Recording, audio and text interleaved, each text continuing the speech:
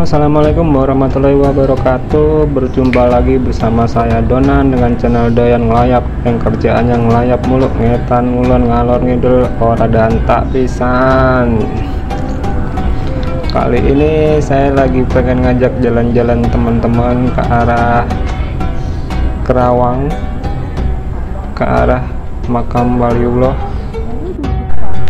Syekh Hasanuddin, atau lebih kita kenal dengan nama Syekh Guru.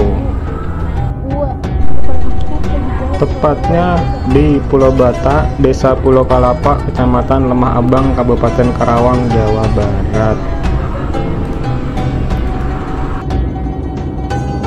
Nah, jarak yang akan kita tempuh hari ini sekitar 55 km atau sekitar 1,5 jam kalau di Maps ya. Saya start dari Terminal Cikarang atau Pilar ya, tepatnya ke Pilar. Kita akan mulai perjalanan dari situ menuju ke arah makam Waliullah Syekh Hasanuddin, atau lebih dikenal dengan nama Syekh Guru.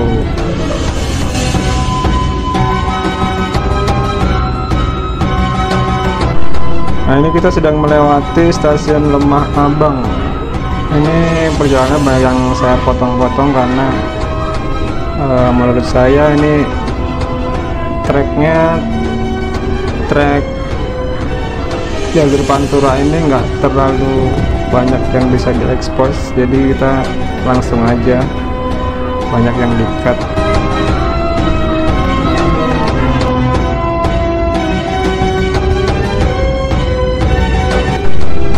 Sedikit saya ceritakan kembali mengenai Syekh Guru ini ya. Beliau menurut salah satu sumber, beliau ini adalah pendiri pesantren pertama di Tatar Sunda. Jadi ulama yang mendirikan pesantren yang paling pertama di dataran Sunda ini adalah beliau, Syekh Guru. Beliau berasal dari negeri Campak. Negeri Campak ini adalah kawasan di sekitar Vietnam, Burma, dan Kamboja ya. Waktu itu negeri Campak itu di sekitaran situ, karena masih zaman dulu masih berbentuk kerajaan Campak. Menurut salah satu sumber juga, beliau adalah masih bernasab langsung ke Nabi Muhammad Shallallahu Alaihi Wasallam. Beliau adalah keturunan ke-23 dari Nabi Muhammad Shallallahu Alaihi Wasallam yang keberadaannya atau bertempat tinggal di negeri Campak tersebut.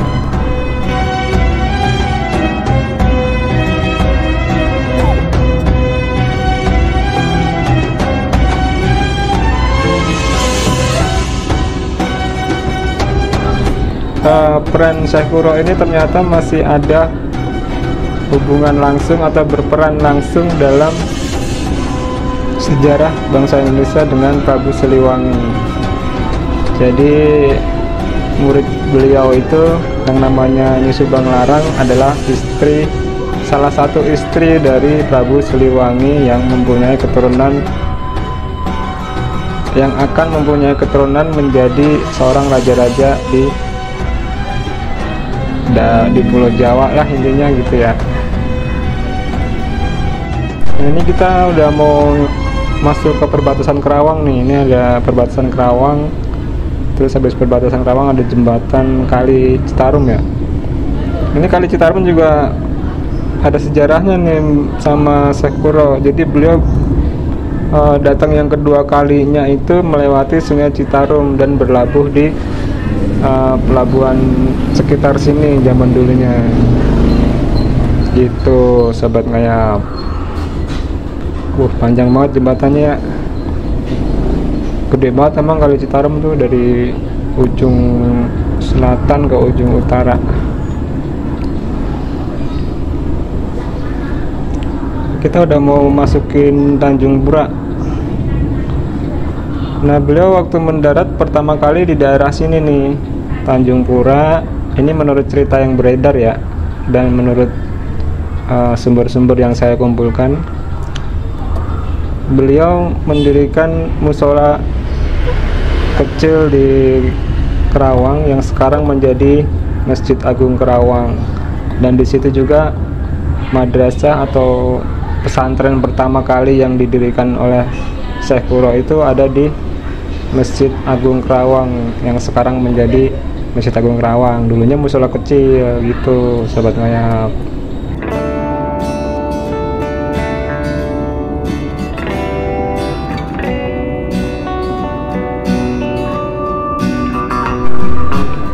Nah, ini kita nggak lurus ke Masjid Agung Kerawang, tapi kita belok ke kiri ke arah Jalan Baru ya. Soalnya makamnya kan adanya di Pulau Bata. Nah, kita lewat Jalan Baru aja, nanti kita turun lagi di sekitar apa ya namanya itu deh, pokoknya kita turun keluar terus belok ke kiri.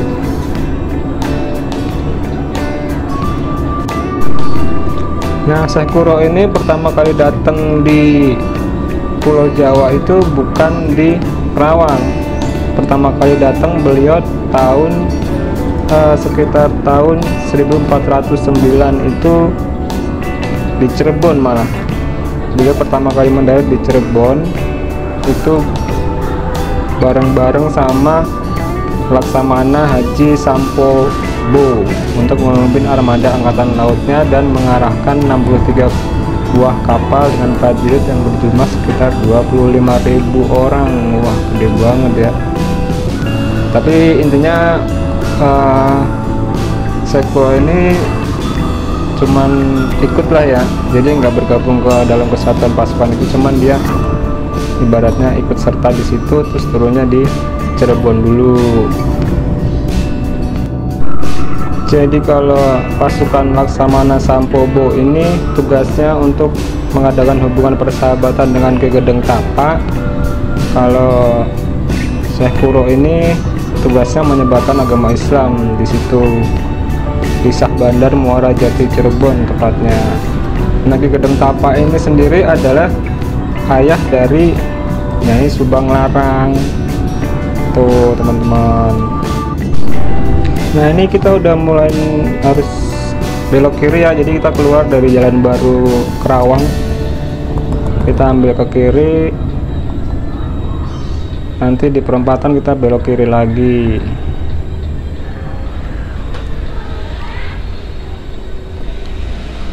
Nah, ini perempatan ini kita belok kiri lagi. Kalau ke kanan ini ke pasar apa namanya ya, pokoknya ke kota Kerawang tuh, pasar apa saya lupa namanya. Kalau yang tahu boleh taruh di kolom komentar ya. Kita belok ke kiri, nanti di depan ada pertigaan, kita belok ke kanan lagi.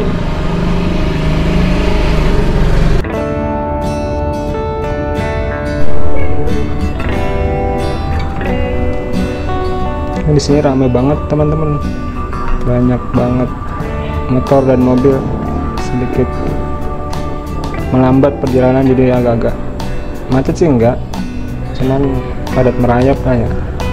Ini kita ambil ke kanan ya, ke kanan, nah terus ini lurus aja, nanti kita akan sampai di Pulau Bata.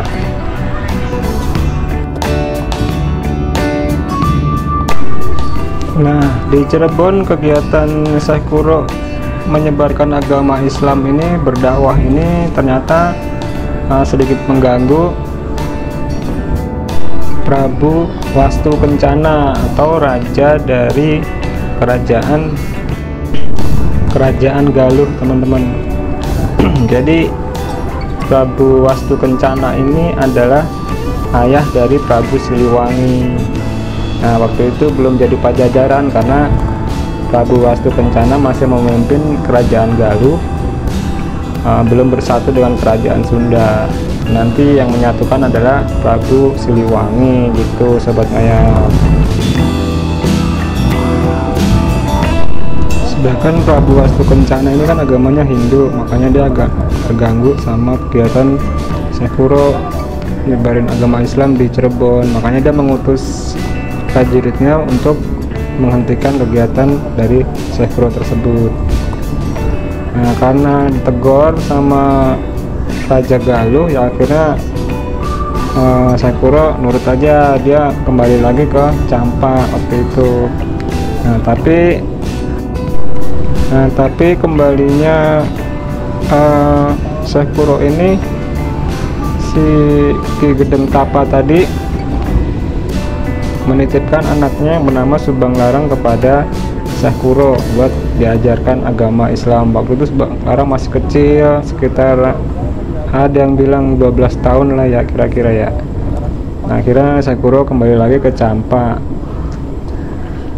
sama si Nyai Subang Larang ini, sama santri-santrinya juga yang lain gitu. Nah, terus sekitar 9 tahun kemudian, tahun 1418-an, Syekh Kuro dari Campak membuatkan tekadnya buat balik lagi ke tanah Jawa. Nah, dia balik lagi ke tanah Jawa ini masuknya dari Citarum, kali Citarum, masuk ke tadi ke pelabuhan, sekitar pelabuhan Tanjung Pura tadi, saya lupa nama pelabuhannya. Nah, di situ beliau terus mendirikan pondok pesantren pertama di dataran Sunda, mendirikan musola yang sekarang menjadi Masjid Agung Kerawang. Nah, beliau berdakwah di situ. Tapi lagi-lagi Prabu Wastu Kencana, Raja Galuh tidak suka, karena situ kan masih daerah kekuasaannya Raja Galuh ya. Terus mengirim anaknya yang namanya Raden Pemanah Rasa. Nah, ini lucu nih, Raden Pemanah Rasa ini sebetulnya adalah, maksud saya Raden Pemanah Rasa ini nantinya akan menjadi Prabu Siliwangi, tapi masih muda. Dia namanya Raden Pemanah Rasa, diutus buat menghentikan dakwahnya Syekh Kuro lagi. Nah, lucunya pas mau menghentikan dakwah Syekh Kuro, beliau malah ngelihat Nyai Subang Larang.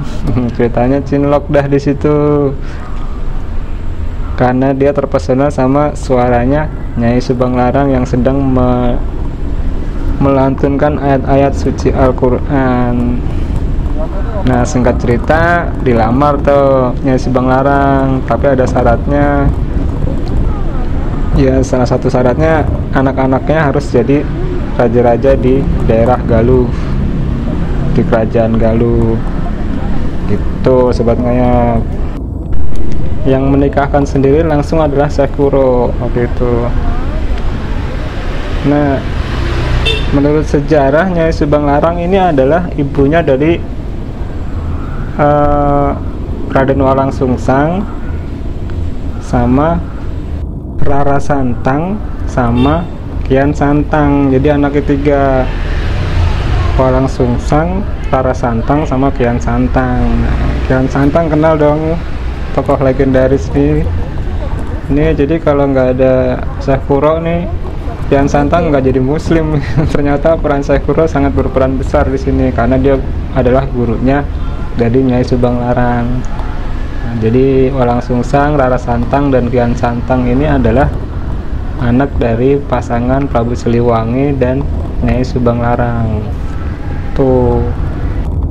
Nah, Raden Walang Sungsang ini adalah cikal bakal dari kerajaan Cirebon, teman-teman. Jadi Raden Walang Sungsang ini mendirikan perkampungan baru di daerah utara, di pesisir pantai utara, yang kemudian hari akan disebut menjadi kerajaan Cirebon.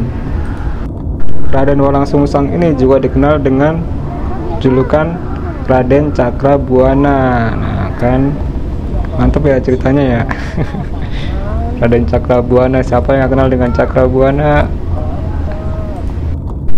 Dan adiknya Rara Santang. Nah, ini kita mau belok ke kiri dulu nih, patokannya Alfamart, kita masuk belok ke kiri, itu udah masuk perkampungan, nanti di Kampung Pulau Batak namanya, makamnya ada di situ. Nah, Rara Santang sendiri menikah sama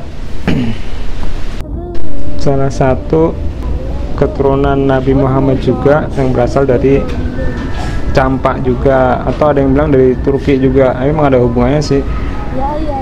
Jadi beliau selain pangeran Campak juga pangeran dari Turki juga. Nah, anak dari Rara Santang ini adalah Sarip Hidayatullah, yang sering kita kenal sebagai Sunan Gunung Jati. Sunan Gunung Jati sendiri sebagai Raja Cirebon waktu itu. Jadi peran Syekh Kuro di sejarah bangsa Indonesia itu sangat besar sekali. Nah, gitu teman-teman ya, nanti kapan-kapan kita lanjut ceritanya deh. Nah, Walang Sungsang sendiri kiprahnya banyak di dunia persilatan ya kayaknya. Anak bontotnya Prabu Siliwangi ini. Jadi kita di sini terus lurus terus, bentar lagi kita akan sampai di makam Syekh Kuro, waliullah keturunan Nabi yang dimakamkan di sini. Nah, kenapa bisa beliau ada di sini? Setelah lama di Kerawang kota, beliau mulai bergeser dakwahnya ke arah utara, nah ke arah Pulau Batak ini. Makanya beliau makamnya ada di sini, bukan di Kerawang kota sono. Tuh, di sini juga ada santri beliau yang namanya Syekh Bentong, yang makamnya juga ada di sini. Lama ini ceritanya kalau diterusin, jadi bisa raja-raja gitu, resep ceritanya.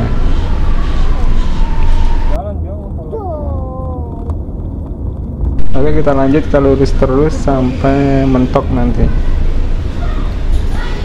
Nah, ini udah mulai kelihatan gerbangnya. Di sini kita bayar tiket masuk 10.000 per orang sih waktu itu. Nah, ini dia komplek pemakaman dari Syekh Kuro atau Syekh Hasanuddin.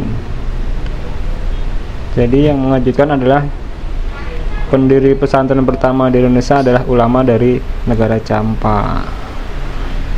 Ini parkirannya. Nah, kita akan coba explore ke dalam ya.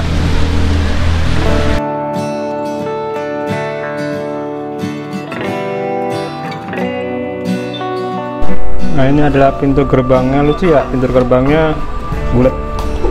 Sebelah kirinya ini adalah tempat istirahat para tamu.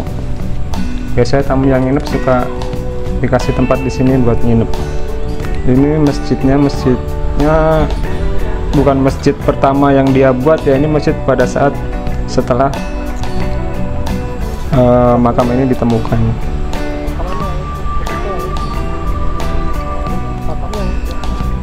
Di sini banyak banget tukang dagang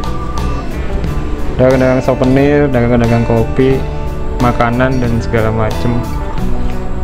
Ini adalah aula dari makam Syekh Kuro, aula utama ya tadi itu.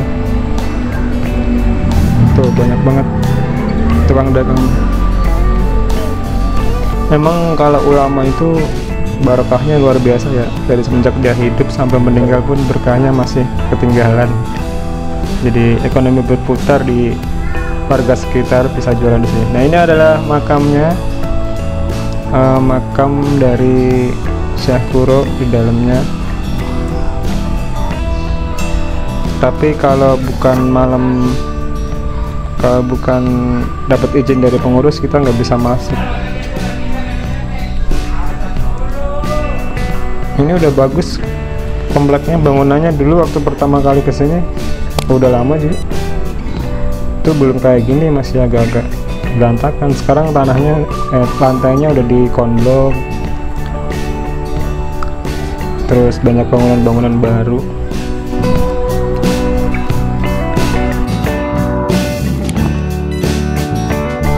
Nah, ini gerbangnya, gerbang makamnya. Jadi makam beliau ada di dalam sana.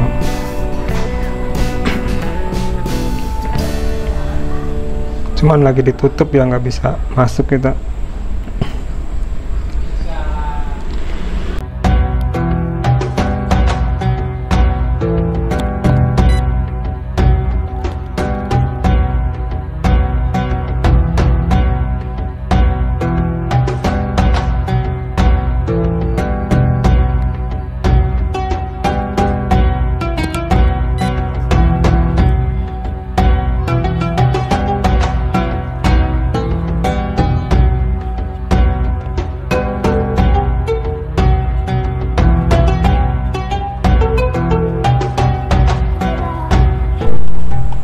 Nah, ini kita akan coba lihat Beliau pernah bikin sumur namanya sumur Awisan.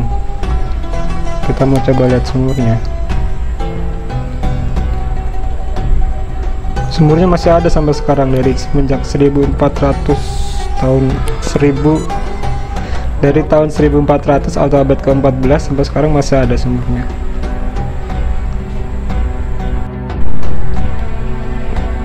Banyak banget burung-burung, apa ya namanya, tinggal di atas pohon gitu.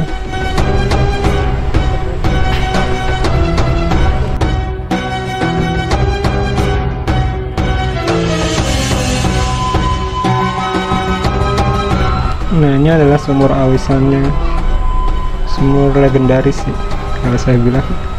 Dari dulu sampai sekarang masih ada terus, masih mengalir airnya. Sumur Awisan Syekh Kuro.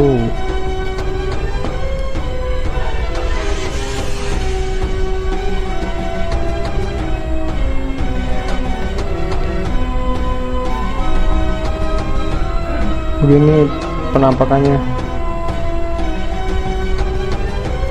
Jadi pengunjung kadang suka ngambil air dari sini terus dibawa pulang gitu.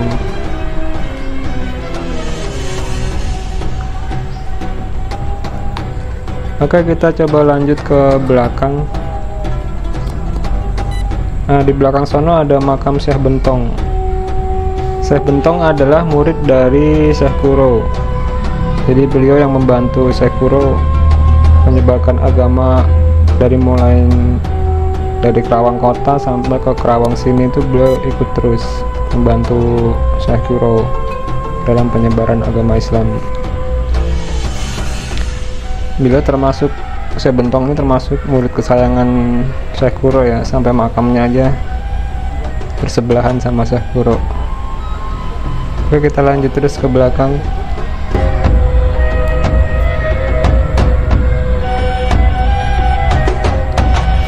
Jadi Nyai Subang Larang itu murid dari Syekh Kuro.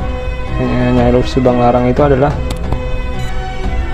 ibunda dari Walang Sungsang atau Pangeran Cakrabuana, dan juga nenek dari Syarif Hidayatullah atau Sunan Gunung Jati. Nah, berarti Sunan Gunung Jati itu punya kakek guru yang namanya Syekh Kuro. Luar biasa ya, sejarah masa lalu yang keren menurut saya. Keren buat diikutin itu. Sunan Gunung Jati adalah raja dari Cirebon. Raja pertamanya Pangeran Cakrabuana atau Walang Sungsang. Raja keduanya adalah Sunan Gunung Jati atau Syarif Hidayatullah. Jadi kebayang dong betapa besarnya jasa dari Syekh Kuro buat raja-raja Islam, terutama ya raja-raja Islam di Nusantara dari sekitar tahun 1400 sampai 1500-an.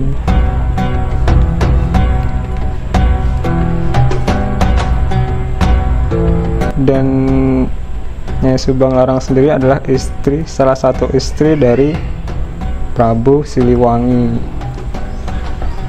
penguasa Pajajaran. Nah, sedikit informasi, Pajajaran itu adalah gabungan dari Kerajaan Galuh dan Kerajaan Sunda ya. Jadi pertamanya dulu Kerajaan Galuh, Prabu Siliwangi ini diangkat menjadi raja di Kerajaan Galuh. Terus kemudian karena Kerajaan Sunda juga masih keluarganya dia, uaknya lengser, terus ternyata yang paling pantas buat menerima jabatan, menerima tahta adalah Prabu Siliwangi. Makanya beliau juga diangkat menjadi raja di Kerajaan Sunda. Akhirnya Kerajaan Galuh di Ciamis, Kerajaan Sunda di Bogor bersatu. Nah, terus ibu kota dipindahkan ke Pakuan Bogor. Semenjak itulah disebut sebagai Kerajaan Pakuan Pajajaran dengan rajanya Prabu Siliwangi, dan istrinya adalah, salah satu istrinya adalah Nyai Subang Larang ini murid dari Syekh Kuro. Luar biasa. Nah, ini adalah makam dari Syekh Bentong, muridnya Syekh Kuro tadi. salah satu murid kesayangan beliau, juga makamnya juga ada di sini.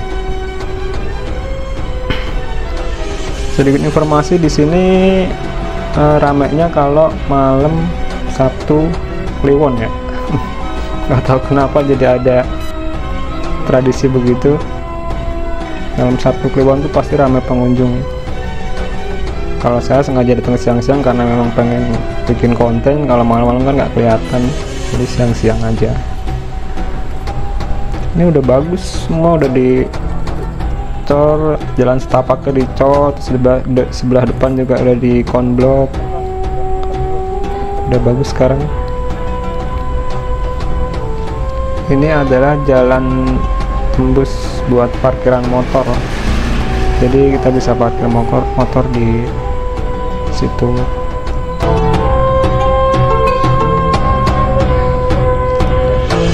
Sebagai umat muslim, saya sangat apresiatif lah buat Syekh Kuro yang notabene beliau kelahiran dari Campa, memang berniat datang ke Nusantara ini buat menyebarkan agama Islam. Beliau rela meninggal di sini kan, di Kerawang, jauh dari tempat beliau dilahirkan, demi untuk menyebarkan agama Islam. Jasa beliau luar biasa di sini. Nah, ini parkiran motornya, jadi kita bisa parkir motor di sini. Kalau parkir mobil ada di depan. Itu kalau malam Sabtu Kliwon tuh penuh banget parkiran sampai ke jalanan sana biasanya.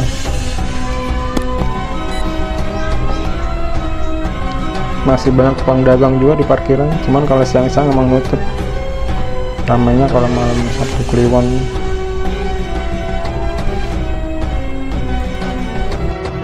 Nah, ini adalah pintu keluar dari parkiran motor tadi, langsung tembus ke parkiran. Parkirannya luas banget.